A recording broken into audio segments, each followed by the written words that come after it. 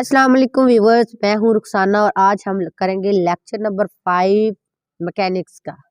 ठीक है, ये पीपीएससी के लास्ट इंपॉर्टेंट टॉपिक्स हैं और आप इनको कवर करें और विदाउट एनी कॉस्ट आपको ये मटेरियल प्रोवाइड किया जा रहा है और ये सारे नोट्स बनाए हुए हैं मैंने, इसके लिए वीडियो को एंड तक ज़रूर देखिएगा।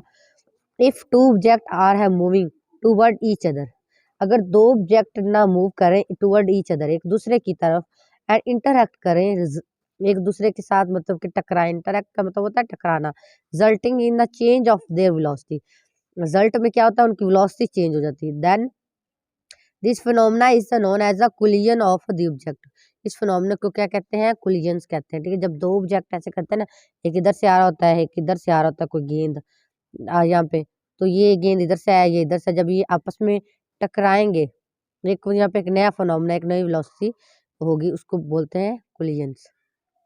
Elastic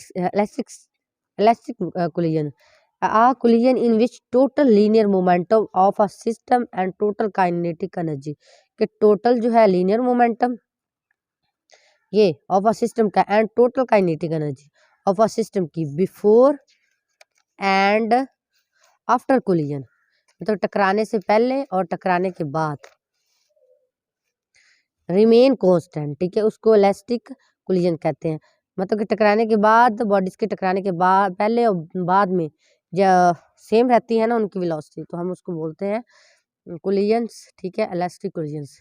इन इलास्टिक्स कोलिजन्स कौन सी, a collision in which only linear momentum of a system is conserved, conserve में ना सेम, महफूज रहना या चेंज ना होना, ये कह सकते हैं। अगर वो कहते हैं सिर्फ ओनली लीनियर मोमेंटम चेंज ना हो तो kinetic energy does not remain conserve, मतलब कि काइनेटिक एनर्जी चेंज हो जाए और मोमेंटम चेंज ना हो।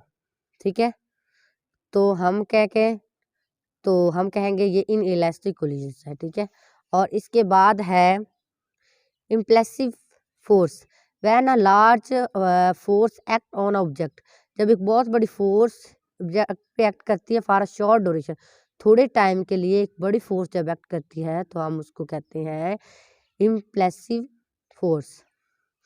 In elastic collision in a one dimension, एक डायमेंशन में इन इलास्टिक कोलिजन है ना, उसकी इक्वेशन क्या है, M1 M2 V2 is equal to 0, and two dimension वाली कोलिजन में क्या है, वो 1/2।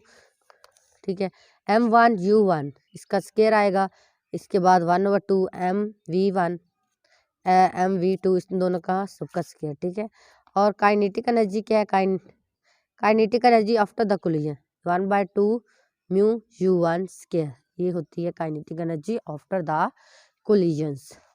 नेक्स्ट है चैप्टर नंबर 7।